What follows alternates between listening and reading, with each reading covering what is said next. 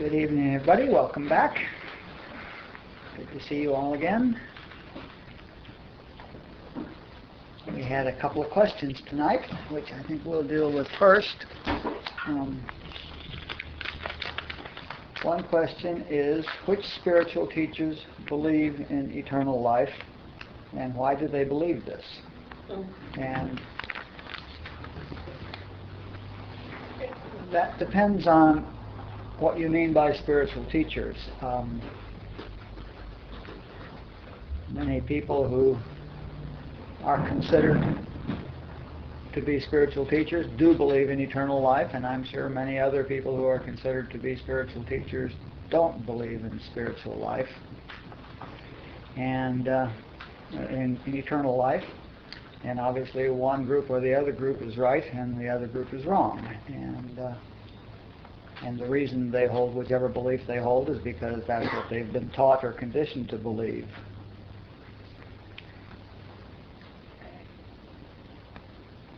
Enlightened masters or high spiritual teachers who've had the transcendental experience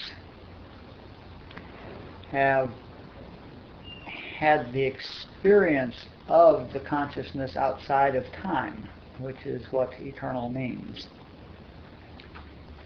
We've mentioned a couple of times that time is happening and space are happening within the mind. And the mind is within consciousness. So the consciousness that is what is, that is God, is outside of time and contains space and contains the mind. And that, whatever it is, which we call what I've been calling what is consciousness. It's one, it's outside of time, and it is what eternal means. Eternal doesn't mean very long. People talk about no beginning, no end, but even the concepts don't apply. So eternal life is an experience which either you've had or you haven't had, and if you haven't had that experience or that realization, then I will fall back to my guru Robert, who says, don't believe anything I say. I might be wrong, So find a spiritual teacher who can point you in the direction of having the experience yourself. And until you've had the experience, believe nothing, and when you've had the experience, there'll be no question of belief. And the other question, which sort of goes along with what we're going to talk about tonight, is spiritual realization or enlightenment something like selective attention? That being the idea that when you're made aware of something, you begin noticing it, whereas you didn't notice it before it was made aware of. Like we said earlier, some people are aware of the jewelry stores when they walk by and others aren't. Some people are aware of the liquor stores as they walk by and others aren't. Whatever is in your consciousness you're aware of, and the question is it something like this when you become aware of the presence of God? And it's actually almost exactly the opposite. When you are able to look out here and not see any of the things, the liquor stores or the jewelry stores, not see the material stuff, not see the air, but see it all as superimpositions on consciousness, and realize that that's what it is, that it's an image in consciousness, and become then aware of the consciousness, then you are aware of the presence. So it's by becoming universally unselective in your attention that you will realize the presence. And that's a really good jumping off place.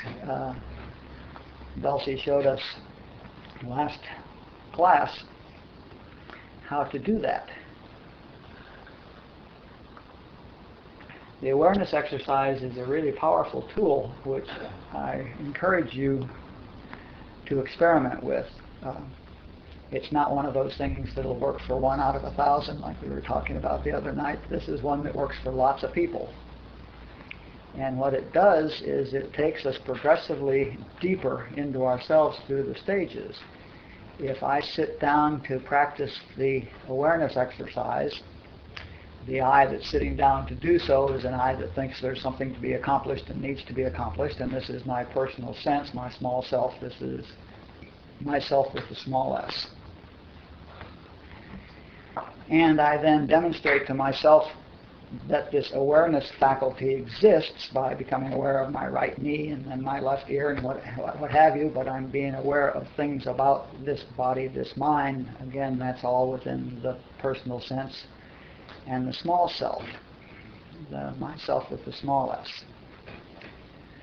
But then if I move above that and become aware of I am, now that I am that I'm becoming aware of is not what I usually think of as my I am when I'm thinking. This is an awareness exercise now. It's not a thinking exercise. When I think I am, I think Lee, body, mind, this sort of thing. But if I just become aware of I am, the consciousness I am, that I am that has been consistent in me at every age that I can recall, while the body is changing and getting older and getting stronger or weaker and getting whatever it's getting, and while the mind is changing all its ideas and learning stuff, nonetheless this sense of I has been constant through there. And if you can become aware of that I, that sense of I am, now you're outside the body and the mind and you're aware of the consciousness, the awareness that you are. And that's myself, capital S.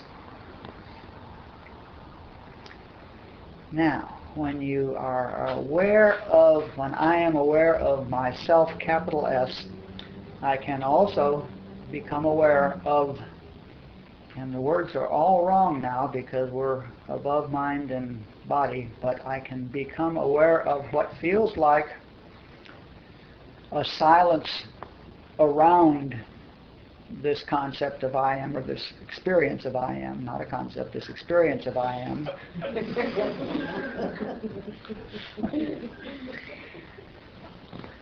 There is a sense of something which is around and containing this I am.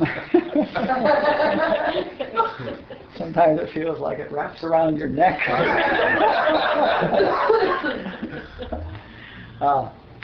There is a sense of the silence that's behind that and that's underlying all of that. And we can become aware of the silence. And I don't know how that feels for you, whether it will feel like it's behind it, that's not the right word, but it feels like it, or beneath it, holding it up, or permeating it, or something like that. But if you pay attention, there is a experience of silence that is different from the experience of I am, in which I am seems to be within. And I remember what Dulcie said, that silence is not lack of sound. Sound has nothing to do with it. It's lack of self. Okay? Now, even at this point,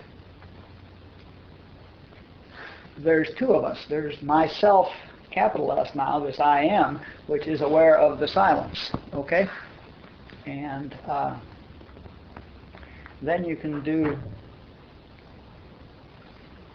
what my friend Dulcie calls drop into the silence. And when you drop into the silence, then Lee disappears, body disappears, mind disappears, time disappears. My sense of time disappears. When I'm back from being in the silence, I don't know whether a second has elapsed or an hour or a day. Then you're having the direct experience of being what is. And if you know you're that, then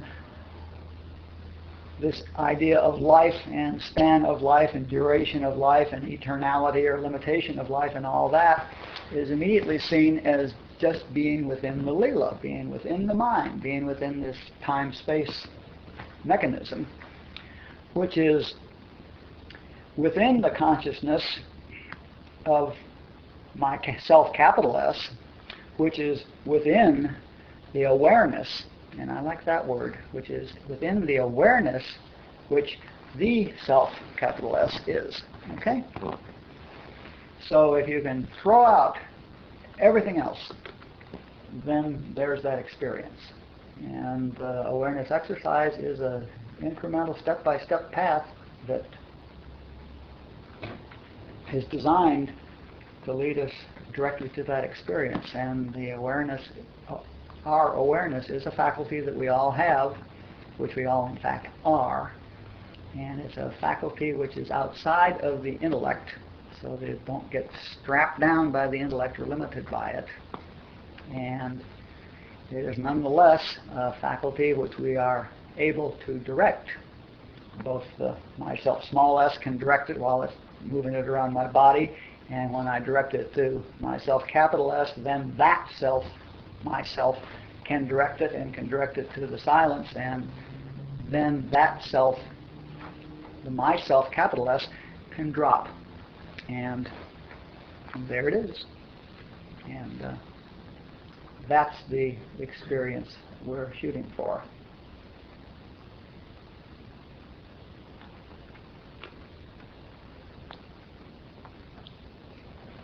And why would we shoot for that? Well, that's what we're talking about tonight. I am still going to call this particular class practical mysticism. We could as well call it living by grace, but I like the term practical mysticism because it sounds like an oxymoron. It is an oxymoron to human beings. It is an oxymoron to human consciousness. Human consciousness is absolutely convinced that the most impractical thing you can do is be a mystic. Most Orthodox religions are quite convinced that the mystical experience is impractical. I've heard it said from the pulpit in church that Jesus' statement to take no thought for tomorrow, what you will eat or what you'll drink or what you'll put on, may have worked in his day, but it's not practical today. And what Jesus was saying was, realize the presence of God and live a life of grace. And the person who was speaking from the pulpit obviously was very entrenched in his human thinking. But that's what we're talking about. Barbara Mull calls it drop all concern. That's the experience of living by grace. So we talk about that a bit. When we have the experience of the presence of God, then God is effective in the mind in the content of mind that we are out picturing. God is not present in the human experience except where it is realized, is saying that we need to realize God if we want to experience God in our lives. Now, when I am experiencing the presence of God, then it is expressed in my experience of life. And that is called grace. Grace and realizing the presence of God are the same thing. We tend to think of it as grace is something that can happen and not happen, and now it's here and now it's there, or maybe it will come sometime in the future. But we're going to be talking tonight entirely about it from the mystical experience, about everything we talk about. What is already done. What is outside of time and space. What is already complete. What is already fulfilled. What has already happened. It has already fulfilled itself. And when we talk about coming into grace, we're not talking about God deciding to bestow grace upon us. We're talking about us achieving enough realization of the presence of God that we experience grace. The omnipresent, eternal, if you like the word, grace that has always been and always will be. So what we call grace is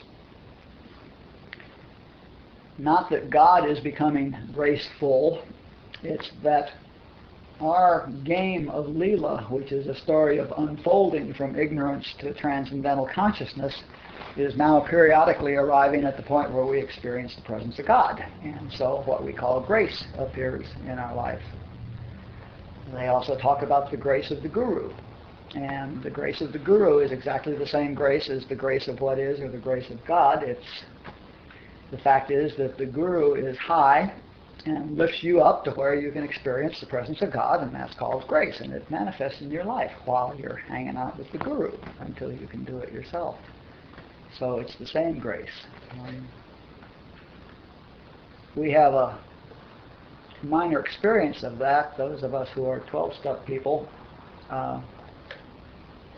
We come into AA and we're have been unable to stop drinking, else we wouldn't have come into AA. And we come into a consciousness which knows we don't have to drink today.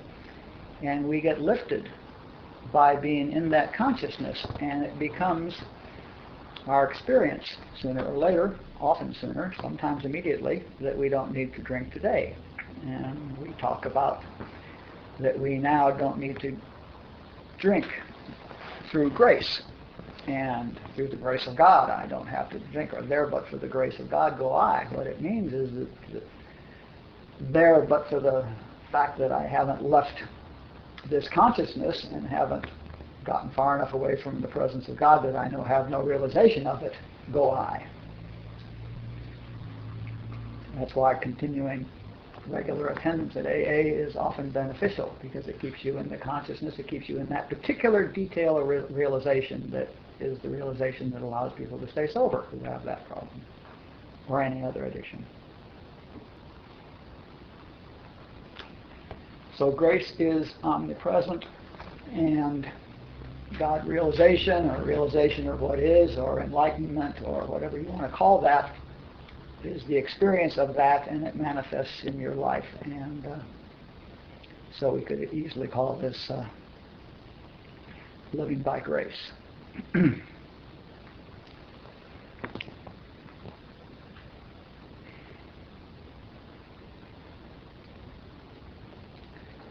So the first favorite topic of spiritual students always is supply. And tonight we can take a look at the question of supply from a very high viewpoint. The problem with supply for most people is that as beings who are having this human experience, we are absolutely conditioned into only thinking in terms of the verb get. I need to get this, I get this, I'm going to get this, I'm going to get it, I get to go on vacation, I get to come back. The human being is all about get, and it's all about things. And when we think about supply, we immediately think about our income, and we immediately think about material things like dollars or stock certificates or lunch or whatever our particular need might be. And unfortunately, what is doesn't know anything about money or stock certificates or lunch. What is doesn't know about anything material. What isn't doesn't think there is such a thing as materiality, and there isn't. Materiality is a concept in mind. And like everything, what's true in human consciousness, true in quotes, is the exact opposite of what's true in spiritual consciousness. Let's look at supply from the viewpoint of that we're trying to get something, but we think we need something. But now let's go back to the truth that this myself small s is really myself capital S, and myself capital S is really an expression of and one with the self capital S. And the self capital S is absolutely fulfilled right now and always has been and always will be. And that fulfillment is true of all of it, which includes myself capital S. So the fulfillment is already in existence. It's already a fact. My fulfillment, myself capital S, is already fulfilled. The only problem is down here in myself small s, this personal self that thinks it's separate from God and is not experiencing that. Now, if I stop not experiencing that, which is to say, if I realize the presence of God, or realize that I am one with that, then supply can flow. And notice I used the word flow. Supply is outflow, not income. See the very difficulty. Supply is outflow. What I'm doing is realizing the presence of God in my life. That is in my consciousness. That is expressing in mind. The content of my consciousness is expressing in mind as my experience. And that outflow from the fulfillment of God to my experience is what we call supply. It was already omnipresent, but now here it is. And it takes whatever form it needs to take. It's now, God's fulfillment is now my experience, and me being locked into this human, or not locked in anymore so much, but me being still bound to live in this human experience and within this mind, it now outpictures in ways that are meaningful to my experience, which is to say my life starts outpicturing as being fulfilled. And if that looks like lunch, why, somebody comes by and says, hey, I got an extra sandwich in my bag, do you want it? And if that looks like money, somebody wanders by and says, hey, you need some work, or I got a job for you, or whatever happened, or some strange person sends you money in the mail, and all sorts of weird things happen when you are aware of the presence of God. But what happens is that your experience begins to reflect the fulfillment that is your reality, and it begins to reflect that fulfillment as a result of your experiencing the presence of what is, which is fulfilled. Or you start seeing your own fulfillment, which is eternal.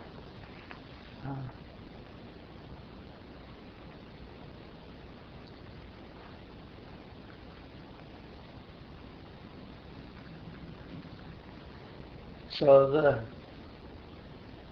practice of supply is the practice of realizing the presence of God, of what is in my life, and letting it show forth however it will.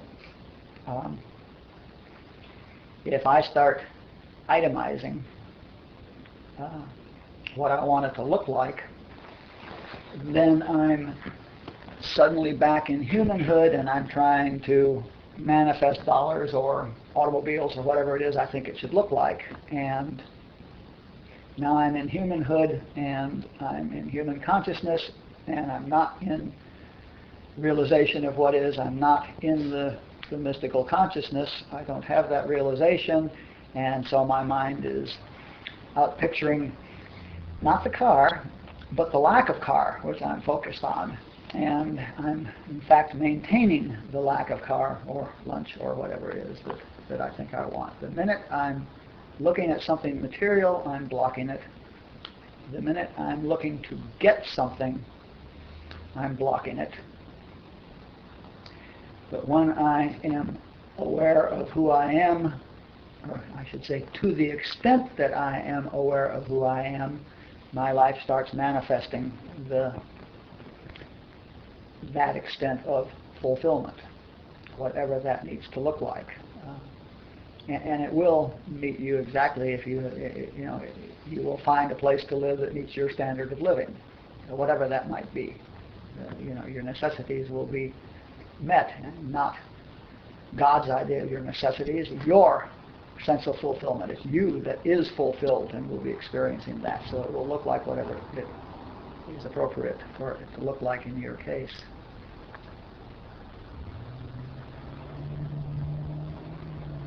You can see how spiritual things outflow and how that works. You can get a sense of supply when we talk about things like love. I love saying, if you want more love in your life, love more. I never feel your love for me.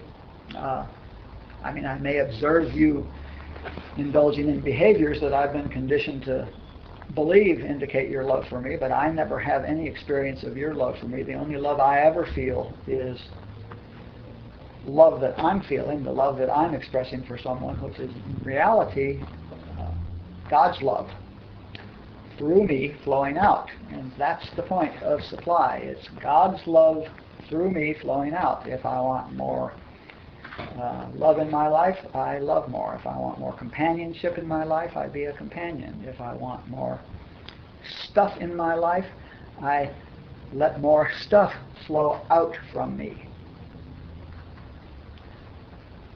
I clean out my closets and give it to Goodwill. Start the outflow. And because I can, because I know who I am, and let that start manifesting.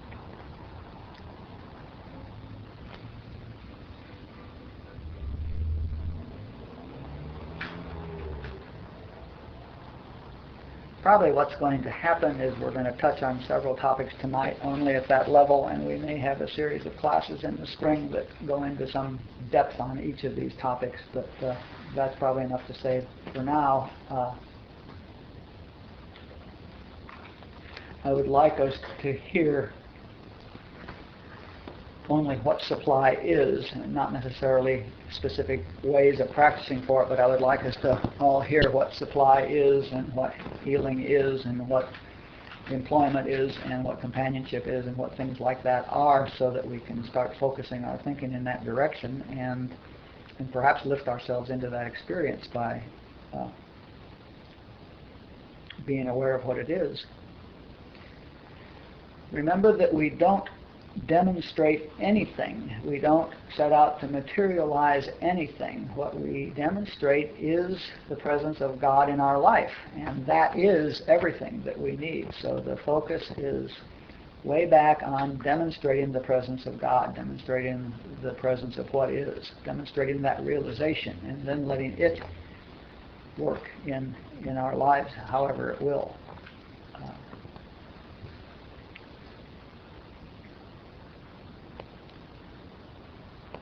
Well, I will mention tithing just very briefly, because tithing is one way to start the outflow. And tithing is usually thought of as being 10%, but feel free to start at 2% or 3%. And tithing is not done to get the other 97%, but tithing is done from the position that I can do it. I have enough. Lack is the outpicturing of my belief that I lack.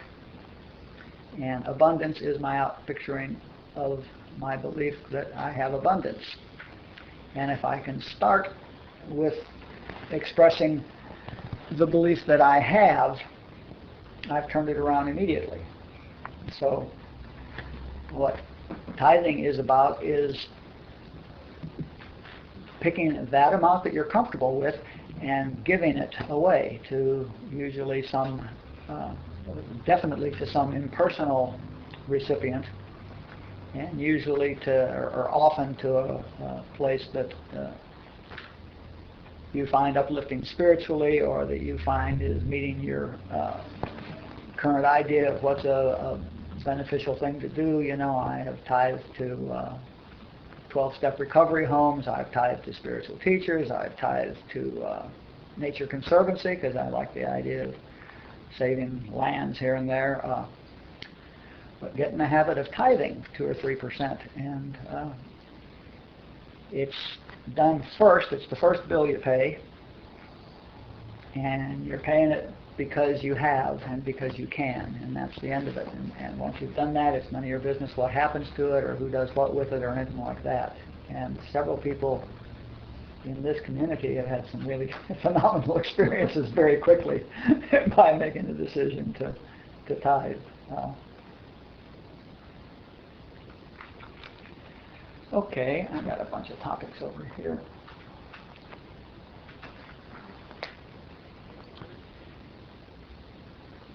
Let me talk briefly about problems in general. Just, I got a problem type problems. The fundamental principle of dealing with problems is don't deal with the problem at the level of the problem. And you've heard that before, and we all now have plenty of information as a result of this class to understand what that means. If I deal with the problem at the level of the problem, try to fix what's going on out there that I perceive as my problem, I'm out there dealing in this world of effects, the outpicturing of the content of my consciousness. I'm dealing with the effects, and I'm trying to rearrange the effects.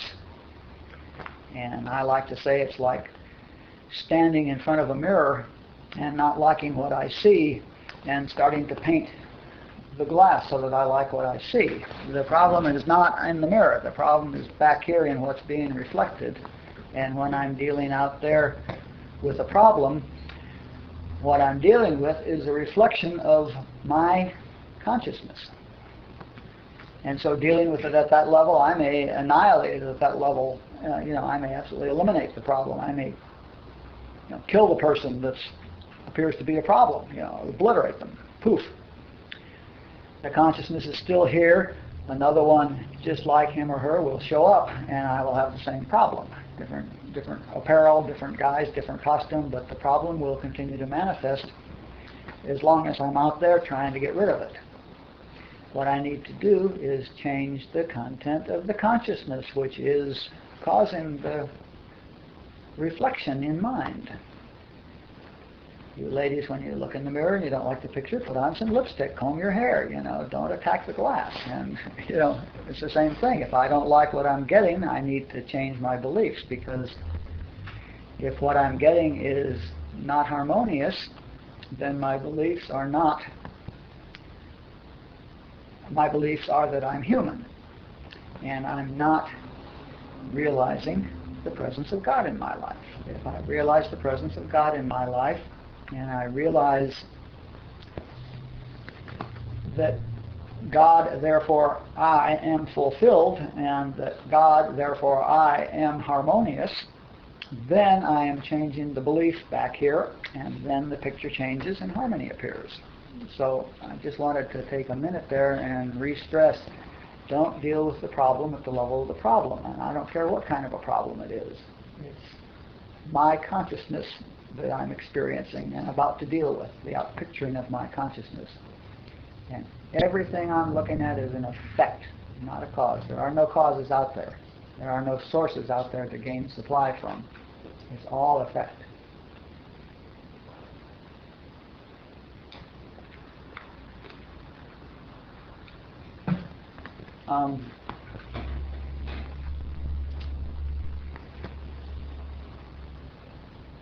Let's touch briefly on employment and business, because these are tough areas. The answer to lack of employment is that we're believing human consciousness that there can be such a thing as lack of employment. Because God has expressed itself as individual you and me for its own purposes, and it has not expressed itself superfluously. It has expressed itself in all the varied ways that it wants to express itself, and every expression has a reason for being expressed. And what I'm saying is that in God's expression of itself within its unity, there is no unemployment. Everything is exactly the way it's supposed to be, and everything is fulfilled. So, once again, the idea of unemployment is in human consciousness. And if I can go back to realizing the presence of God in my life and my relationship to that, the unemployment will change. But now it's a confusion. It may be a confusion if we have limiting ideas about employment. God does not consider employment to be making money. God considers employment as its way of fulfilling itself. And there's absolutely no rule anywhere that says your supply needs to come from your place of employment. That's a human fiction. We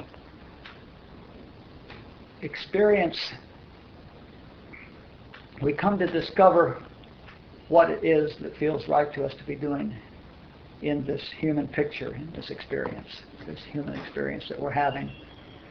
We come as we become more and more aware of the presence of God in our lives. We become more and more aware of what it is we're doing here, what our function is, what we're supposed to be doing here. We get a sense of that. And we do that. And it's fulfilling to us in the sense that it brings us joy, and it's fulfilling to us in lots of senses. And it may not bring in a penny, but our needs will be met back over on the supply consciousness side rather than the employment consciousness side. So we don't need to worry about having a job that will bring us that we see, having a career opportunity. What we need to do is find employment that is of the kind of service that we feel that we're intended to do, and then we will see, because of the same experience of the presence of God, which led us to understand how we're to be employed, that same understanding of the presence of God will lead us to be fulfilled in supply. Once again, it's the same thing. It's all one. Do you see? It's all realizing the presence of God and watching it unfold in your life and getting out of the way so that it can. Business, many people will tell you immediately, it's impractical to run a business according to spiritual principles, because the other guys aren't doing that. The other guys are out there doing it cutthroat or doing whatever they're doing. But this is the human consciousness again. This is the human reflection. We treat business situations just like we treat international situations. It's war. We're always looking for another bigger, better power to overcome other nations, and we're looking for a bigger, better salesman to overcome the competition, or a bigger, better lie to tell to overcome the competition, or a bigger, better way to persuade the people to buy. We're always out there trying to overcome them and find more power or more something like that. And in fact, if we are doing what it is we're here to do, well, let me just say what I've talked to a couple of people about. If I am doing what God expressed itself as myself, capital S, to do, okay? If I am doing what I was expressed to do, and if I'm willing to do that, and I'm actively doing that to the best of my ability, then how could God not provide me with what is necessary to do that? Or another way of saying that is, how could God not provide itself with what it needs to do what it manifested itself to do? Okay?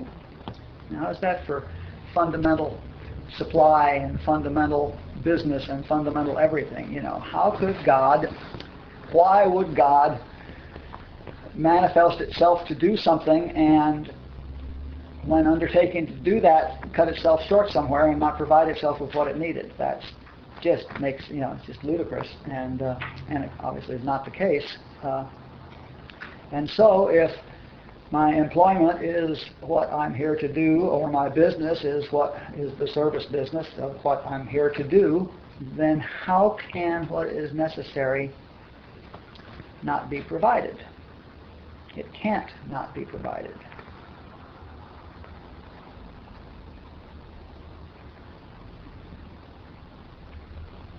This house is a classic example of that.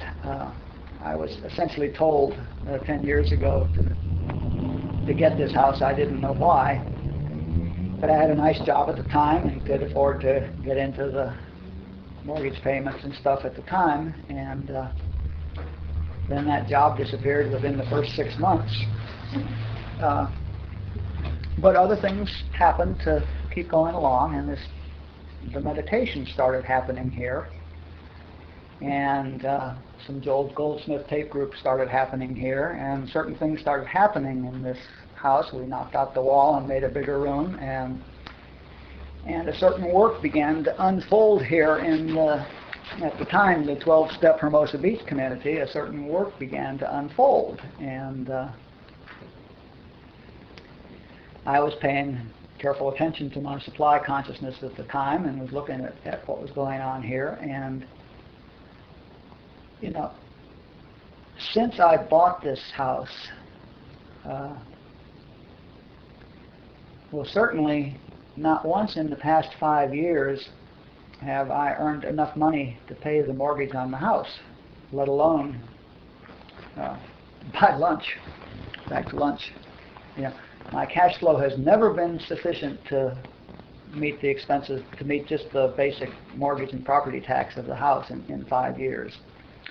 And I don't have a retirement plan that I'm taking any money from. And all my computer business went away. But this work starts growing, and things start happening here. And the fact is that it always, the house, the mortgage gets paid. The note gets paid every month. And my attitude is that if the mortgage stopped being paid on this house, if there was no money to pay the mortgage, that would not be an indication of lack of supply consciousness, and that would not be an indication that I'm doing anything wrong. All it would mean is that the house was no longer necessary for whatever it is I'm supposed to be doing next. Do you see? If the house is not being covered, that means that that's no longer part of God's functioning here. And as long as I'm willing to do whatever it is that I think I'm supposed to be doing, then that's got to unfold, and it will change, and something else will happen, and the needs will be met. If I'm listening and I'm aware of the presence and I'm willing, how can it not work? So if the house doesn't get paid, it just means the house isn't necessary, and who knows what will show up. There's just no way of predicting. And I have dropped all concern for many, many years now, and all that happens, what has happened is that the equity in the home, which I have had nothing to do with, has grown so rampantly that the house is paying for itself. And I'm sure that was part of the plan when I was given this particular house. The house pays for itself. There's enough equity that it just pays for itself no matter what. So that's a demonstration of how that works, to give you a practical example. Now, I had nothing to do with that. I thought I needed the house because I had a 6-year-old granddaughter who needed a room of her own, because I lived in a little 600-square-foot beach cottage down here and had no place to put her, and I wanted her to start coming and visiting on weekends. So I set out to find a place so that my granddaughter could come spend the weekends with me and have a room of her own, so she'd be safe and secure. That was my plan. Okay, you see how all of this has happened, and I'm getting a bedroom for my granddaughter. And why, in a place like this, is ludicrous. any event, that's what we're talking about.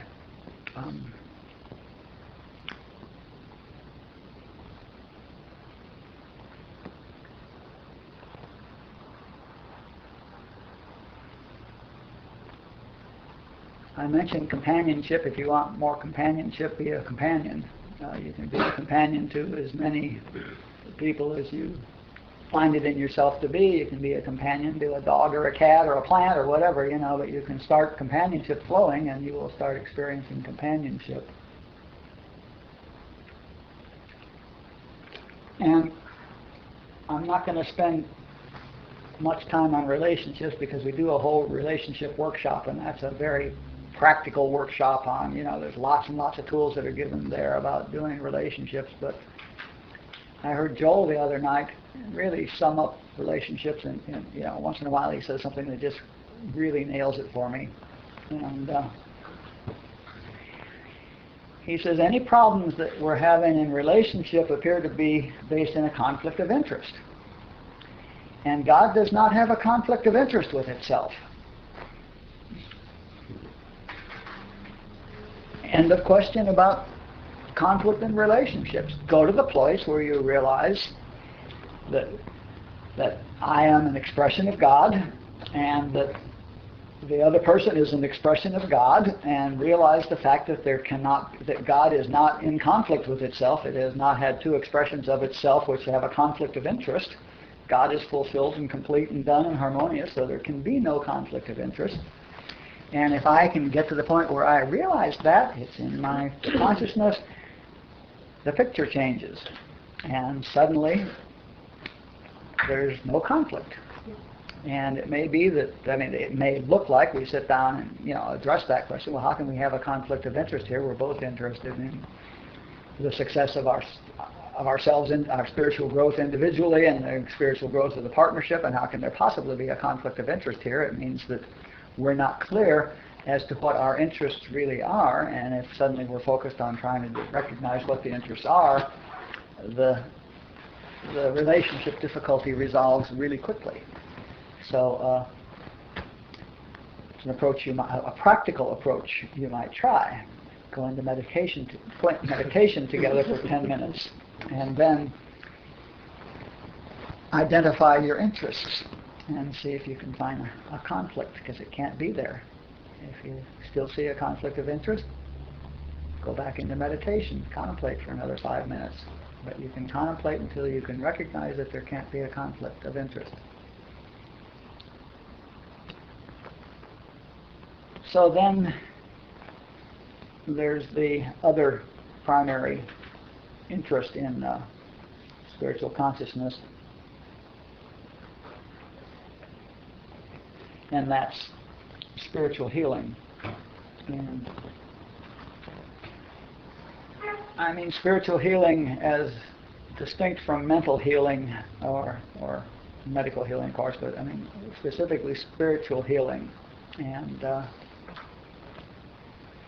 again, just today I was listening to a Joel tape, and he says spiritual healing is the revelation that there is no power in human belief. And that's an amazingly clear statement that tells an awful lot about spiritual healing. Spiritual healing is, we talked about what is being God, being all there is, and it's eternally harmonious. We talked about what appears to be being the outpicturing in mind of a consciousness that's linked to the human beliefs. And we've talked about the fact that beliefs have no power except where they're accepted. And so spiritual healing is a demonstration of the fact that human belief has no power. And there's just, there's not much faith in spiritual healing in none at all in human consciousness essentially, but in any community, this community, anywhere else, there's not a lot of belief in the power of healing.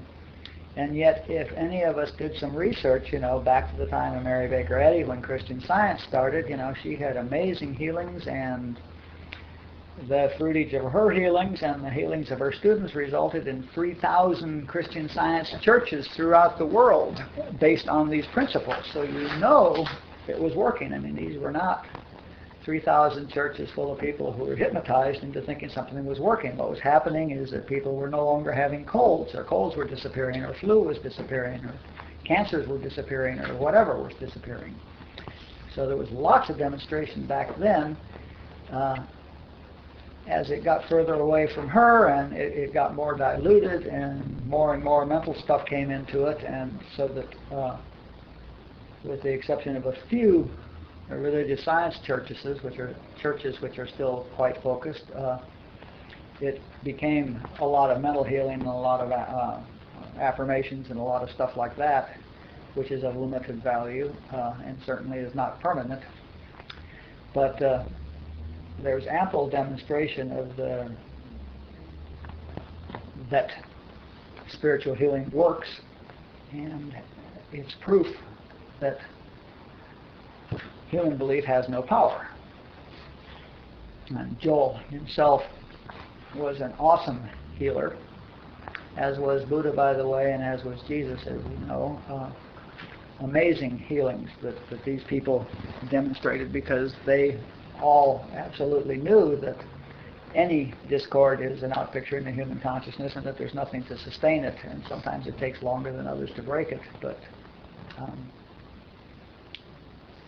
Joel went after all sorts of things just to prove his point, like he healed mongoloid babies, and he healed babies that were born without arms, and on and on and on. It's just amazing the work he did. And this is just so well documented that you can't doubt it if you go look for it. And it was at the rate of 100, 125, 130 people a day that he was healing, and he had an 80-85% success rate. And there are lots of spiritual healers that are available today if we bother to locate them and give that a try. Many of them are direct lineage Infinite Way students, Joel's students, or students of Joel's students, and many of the others are very influenced by Joel's teaching. The principle of spiritual healing is that since there's only one power, and that power is what is, that power is God, and God is eternally harmonious and perfect, there's nothing to heal. Okay? That's the fundamental principle in spiritual healing, that there's nothing to heal. There is this appearance that we're looking at, this appearance in mind that we talked about when we talked about the appearance of what error and what is. There is this appearance, but since God is the only power, there's no power in this human belief. That's what he means when he said that each spiritual healing is just once again a revelation that human beliefs have no power.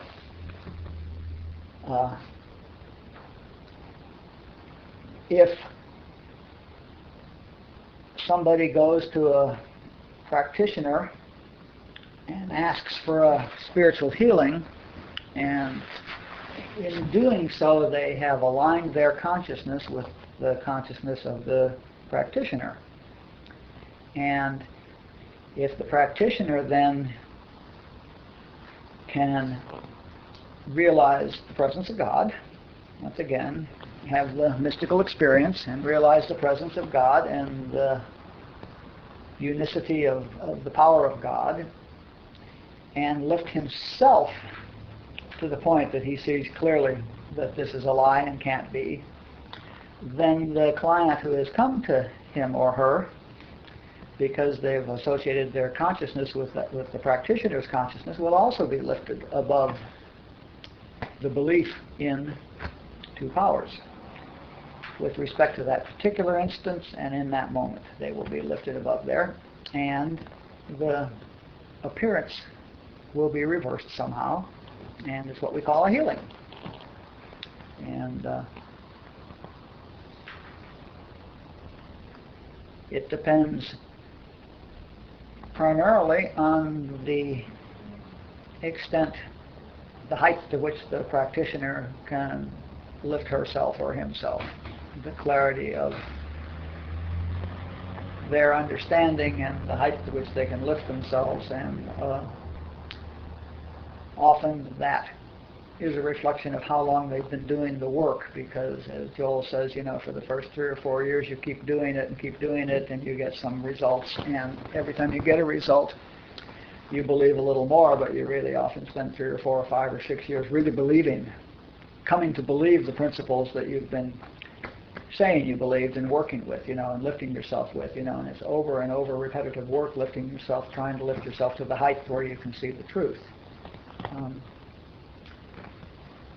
Joel focused the Infinite Way to a great extent on spiritual healing, and he says the primary reason he did that is because it is the practice of spiritual healing that builds the muscle of the practitioner and lifts them into the transcendental consciousness. So that is, and it wasn't one of the ways we mentioned last week, but the primary technique in the Infinite Way for developing and attaining the transcendental consciousness, the spiritual consciousness, is to practice spiritual healing, to recite these truths to ourselves in contemplation and lift ourselves until we have a glimpse of it, and do this over and over again. So he really thinks of spiritual healing as for the practitioner's muscle building and strength building and consciousness building, much more so than for the client.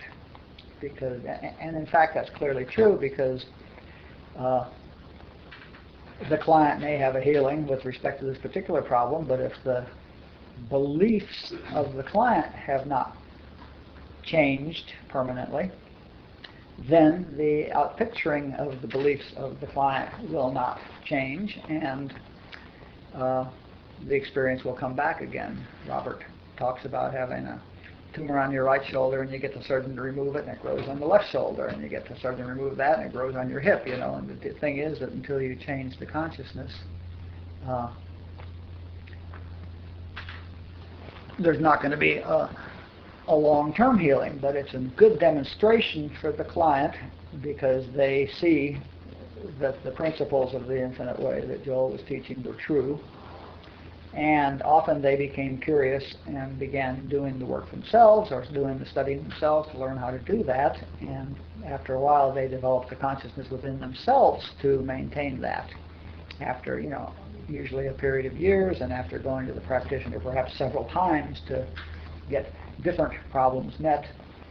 During that period, the consciousness is growing, and the life, the experience is becoming healthier and more harmonious.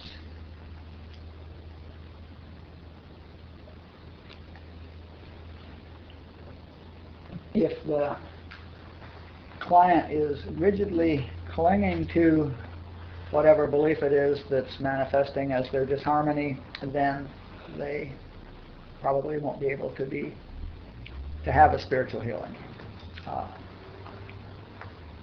Joel always stayed with the person for as long as the person stayed with him, and eventually, usually, he was able to break down the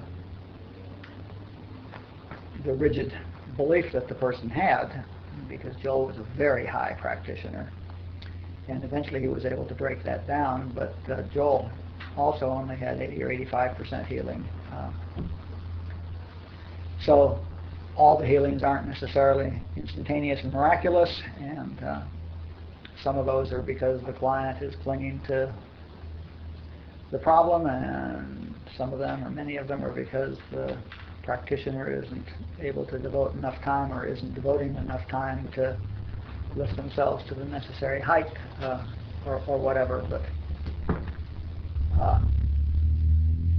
I think we're probably going to do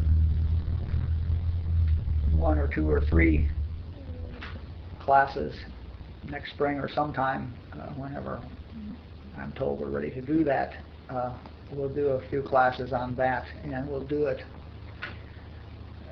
not from the viewpoint of expecting to go out here and produce miraculous healings, but we'll do it from the viewpoint of using it as a tool to develop our own consciousnesses, and we will watch the developing of our consciousnesses more and more out of picture in healings. So I think that will be a fun exercise to spend some time at in the spring, perhaps.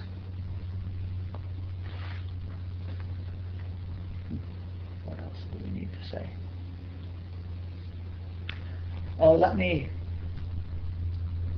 comment on protective work, which is another of Joel's big points. He talks about doing daily protective work. Now, protective work is not protecting ourselves against any power. I don't do protective work to prevent germs from attacking me. What protective work is the exercise of lifting myself in consciousness, probably every morning or many times a day, but continually lifting myself in consciousness to the point where I see that germs don't have power. I don't protect myself. I don't stay well by protecting myself from germs. I stay well by protecting myself from the human belief that germs have power. Remember, beliefs, lies have no power except when they're accepted. Beliefs have no power except when they're accepted. So what I need to do is continually lift myself, remind myself, remember that there is no power other than the one power that created everything and created it harmoniously. So there's no other creators out there creating disharmony, and there's no other powers out there that can cause disharmony, and there's no possible source for disharmony. And if I can stay there, then I'm disarming the 6.3 billion of them who are radiating at me every day the fact that germs are out there, and it's flu season, and there's not enough flu vaccine. And what do we see today? What is it that's out there now? The sign on the strand? Yeah. The Nile disease. Nile disease. West Nile virus. Yeah, the West Nile virus is coming to get you. Yeah. If the flu virus doesn't get you, which you would have been okay if they had enough vaccine, except the vaccine wasn't, and it's yada yada yada yada yada, and mad cow to chicken something. Yeah, who knows? But not slaughtering the chickens, they're slaughtering. But we do not need to protect ourselves from the West Nile virus. The West Nile virus has no power. What we need to protect ourselves from is the belief, the human belief, that the West Nile virus has power, or that flu has power, that the flu virus has power and can cause my body to be sick. So protective work is doing that. The practice is to start every day, perhaps while still in bed, with a 1 or 2 minute reminder about as much of these things as you can remember. Remind yourself about the impotence of anything other than God and the fact that nothing can cause disharmony. And then during the day, when somebody says, "Are you going to get the flu vaccine?" you say to them, "No." And to yourself you say, "Because I don't need to, because the flu vaccine has no power, and neither does the flu germ itself." I mean, if the flu vaccine, if I'm taking the flu vaccine, then I'm thinking that flu has power or the vaccine has power. But I say, no, I'm not taking the vaccine, and I remind myself, because flu has no power and flu vaccine has no power. Are you going to go get yourself inoculated against the West Nile? No, because inoculations have no power and the West Nile virus has no power, and on and on, Every time that you're presented, Joel uses the word temptation, every time that you're tempted with the belief that something else has a power, you remind yourself, no, that's not the case. And this is what is my sense of protective work. And see, none of this stuff is going to have any effect on us unless we practice it. Knowing this stuff isn't anything. Practicing it. Every time we remember to practice it, practicing it. Every time we're tempted to get worried about our employment, we remember the truth. Every time we're tempted to try a shenanigan in business, we remember the truth that I don't need to do that. Every time we're tempted to take a vaccine or do something like that, we remember that I don't need to do this. Every time any of these things come up, we remember that that's not necessary. And that remembering every time is what builds the muscle, the spiritual muscle that will eventually lift us into the transcendental consciousness. And what will happen is, as we do this, for some reason, which is absolutely not supported intellectually, we become surer and surer of the truth of it. It's interesting because, the intellect certainly doesn't believe any of this, and it never will. It will always believe that flu virus causes flu.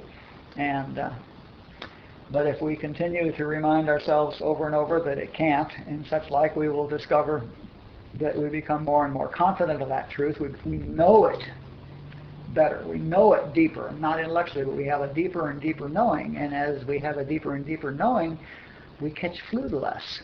Okay? We start catching less flu, or less colds, or less, there are less disharmonies in our life as these practices become more comfortable to us, and that which is within us affirms their truth to us. Then our life changes. The picture starts changing, and we start growing in confidence. Let's see.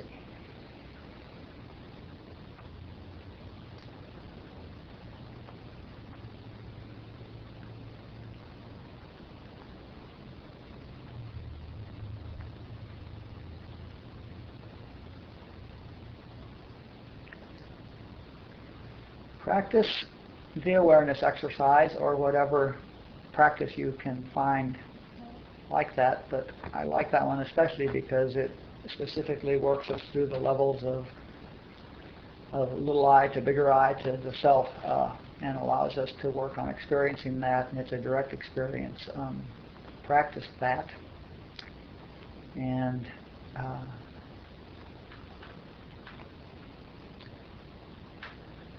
think about these things we've talked about tonight.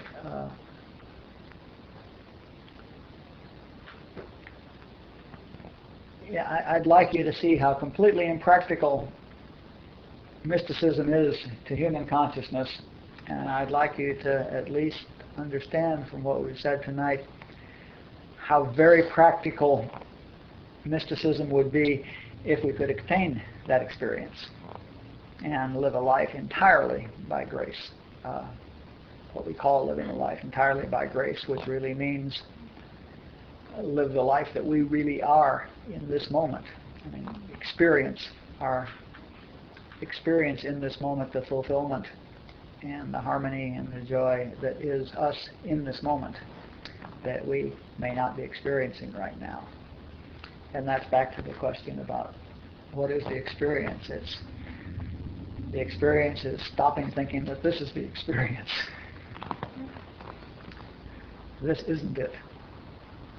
Let's get quiet for a minute.